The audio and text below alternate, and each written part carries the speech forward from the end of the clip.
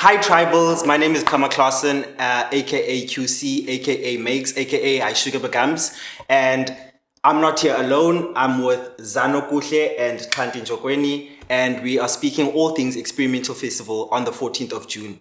Hi guys, hi Tribals. Yeah, that's the name of the people who are supporting inside the tribe and the movement. And my name is Kama Klassen, aka QC, and we are talking all things Experimental Festival happening on the 14th of June. I'm not here alone. I am with two beloved guests here. Hi guys, how are you doing? We're doing good. Can you please introduce yourselves and like the role you guys are playing for the two films that are going to be showcased on the 14th of June? Okay, well, I'll go first. My name is Zanu Shimpluli. I am the producer of God Owning.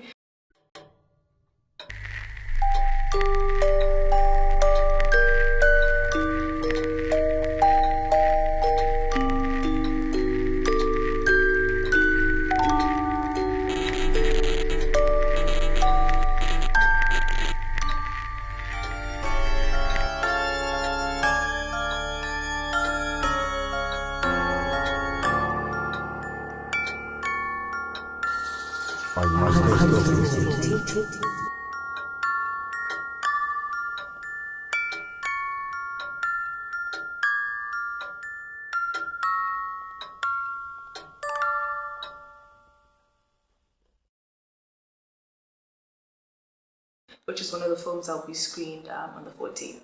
So yeah. Nice. And I'm Owning Womannequin. I'm the editor of the 4Womannequin.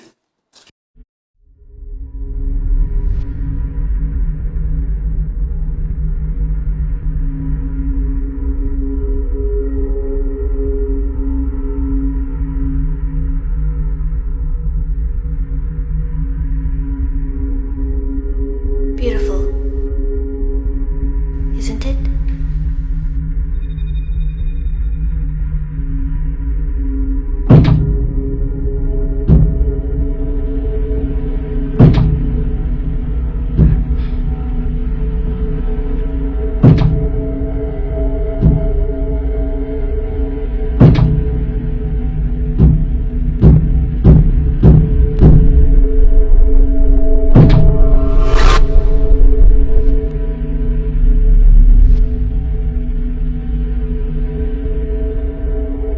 Part of a special collection.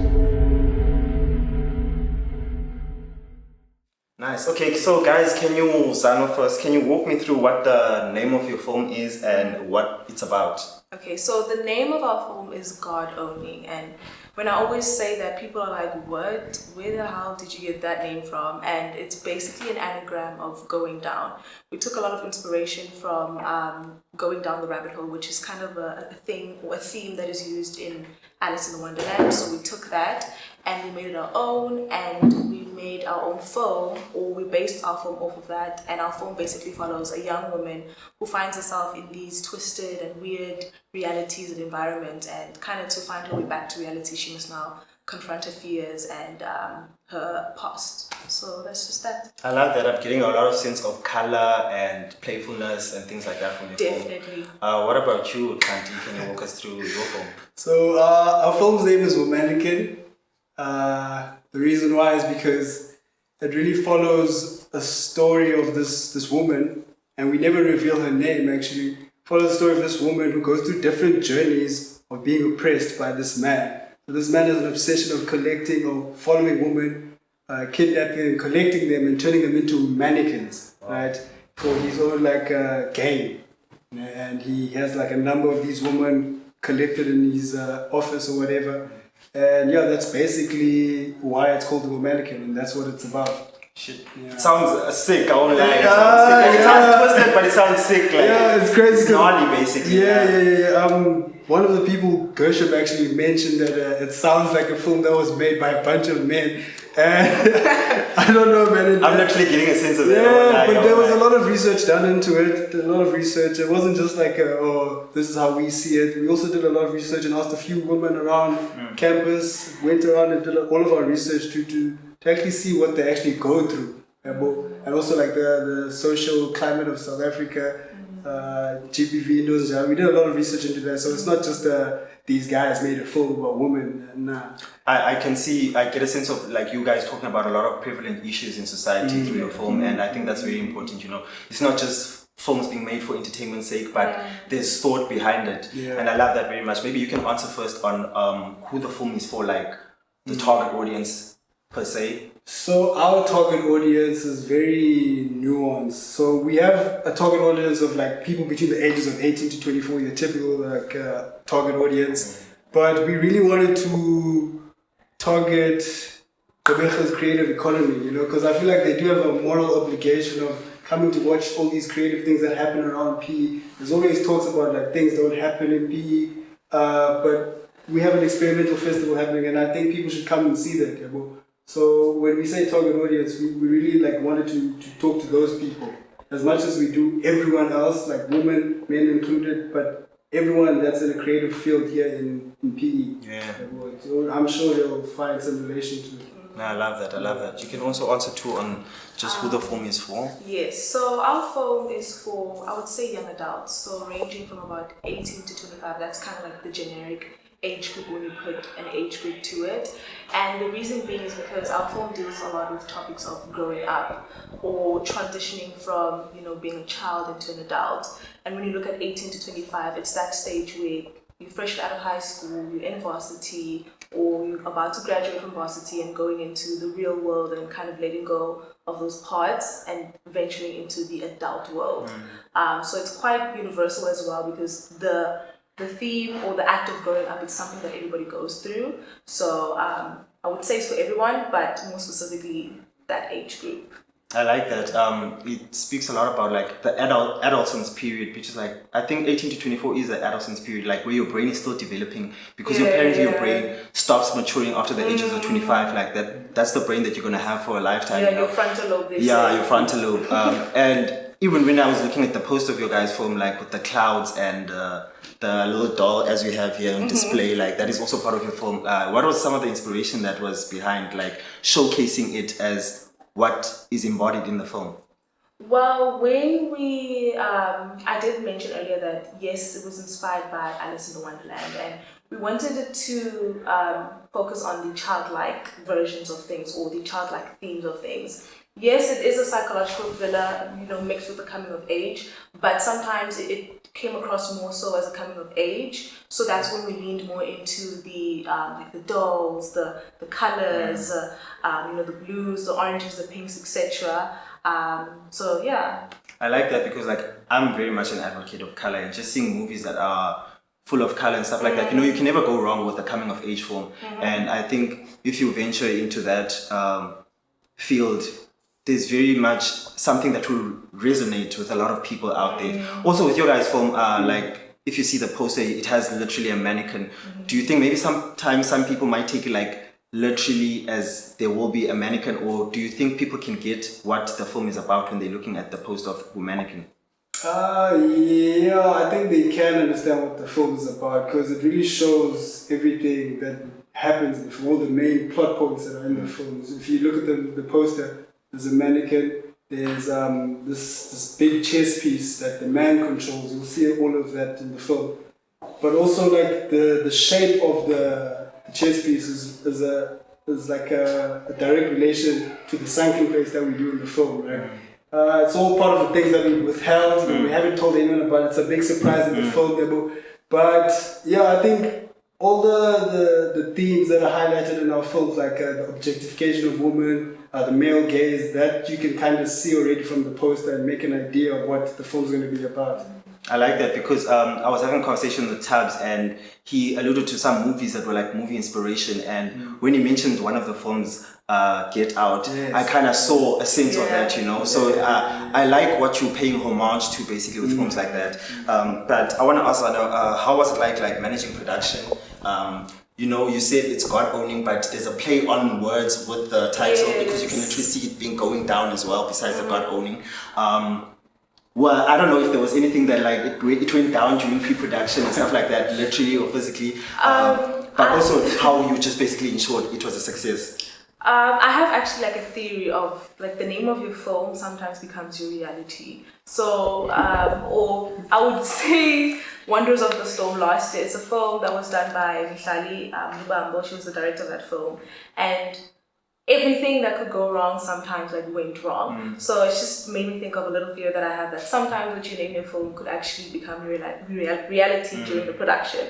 But anyways, managing and producing the production, it was quite difficult because we have quite a big crew, and obviously there are different translations and ideas and all these things that come together. So trying to manage all of that and have one cohesive story was very difficult, but I think we did the best that we could, and hopefully we were successful. I think you have to watch that and see kind of for yourself. Yeah, guys, so you guys have to be the judge of that when you come to Experimental Festival on the 14th of June. Also, Kanji, I want to ask, for your approach to shaping the narrative through editing, how did you do that?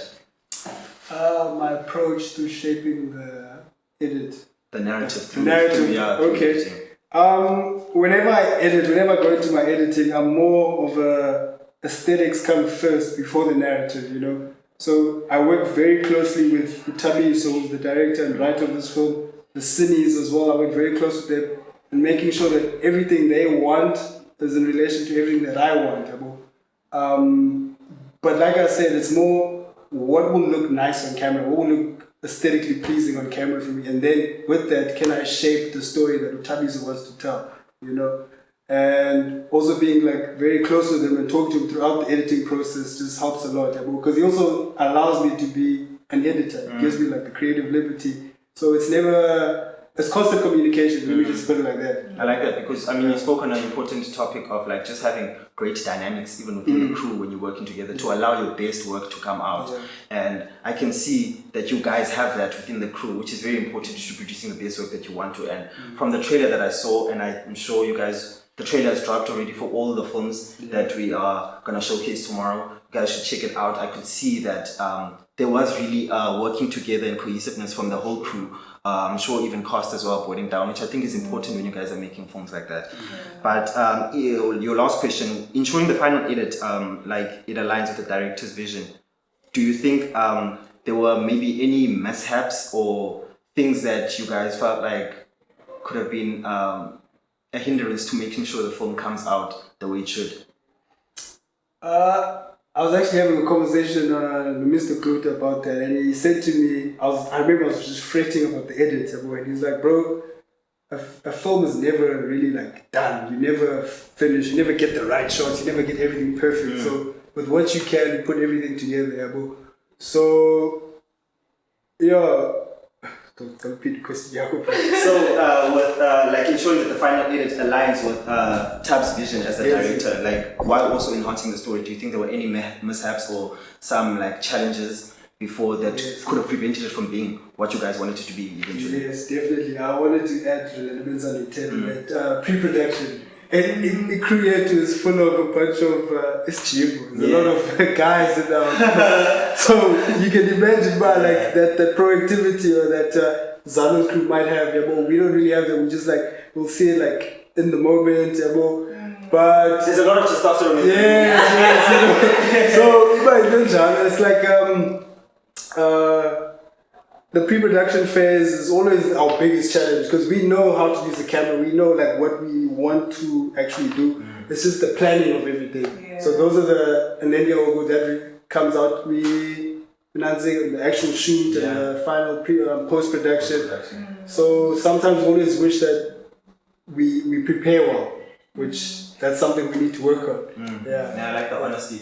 And I see that there's nuance because I think your crew is mostly like Amashitamani, as you said, and then I think yours has a lot of females. We just have two guys. Which is, can you maybe also speak on that a bit and how that worked for you or doesn't work for you in some instances? I would say that their weakness is our strength and vice versa. Yes, the pre-production, because I was the producer of the crew, I kind of, not micromanage, but I am a little bit type A. So things like that kind of stress me out where if we're going into something, we need to make arrangements for that. And I think it shows up obviously during the production or even way before.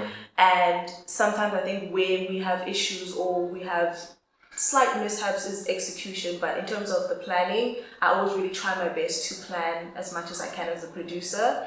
But it just varies from crew to crew. You know, one crew's strength is another crew's weakness, and vice versa.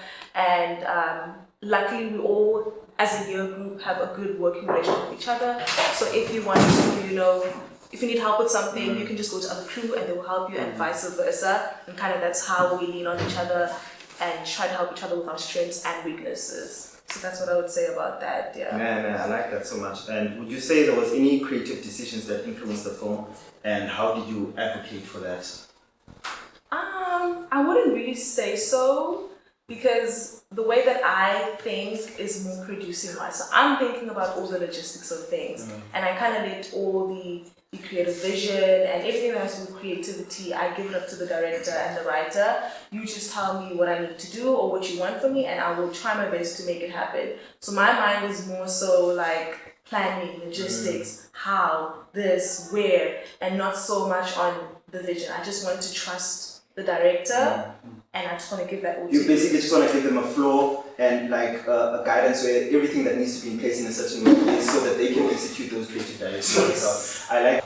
So yeah, as you were saying, I like that because I also get the sense that when there's a lot of women involved in stuff, generally the planning tends to go like accordingly as it should, you know, as opposed to like when you're just gents, you know, sometimes you get laid back because you're like, someone else will handle it, it'll be taken care of eventually, however way it comes, you know. So that's great. I like the dynamism between the crews involved. It's just a pity that we weren't able to have Taikon Dehyon's director for this as well, because it would have been nice to get a viewpoint of all three crews. But just finally, as a last question, what would you guys say is the core messages in your film and what you want the audience to take away?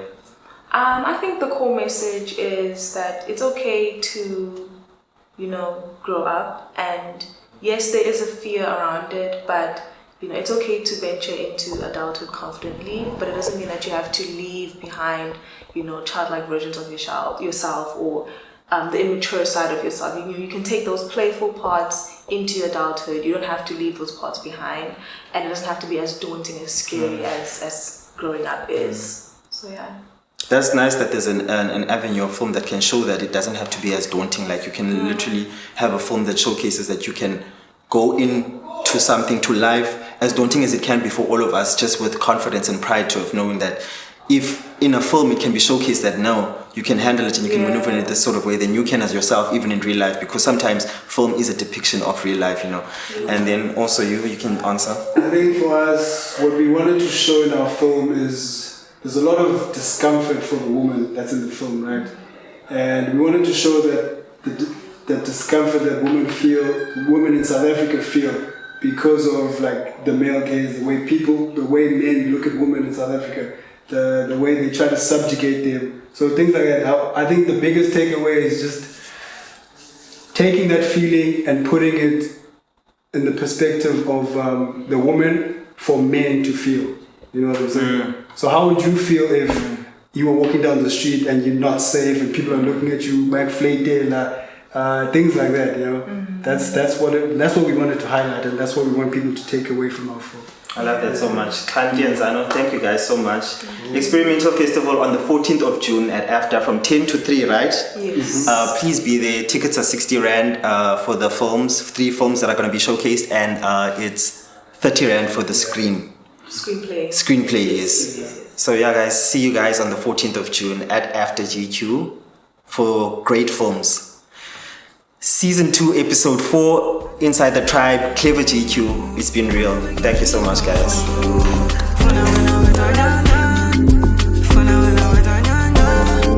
I know you want love and affection. Loving you is a decision. Do you know you got potential? I'm not trying to be sentimental.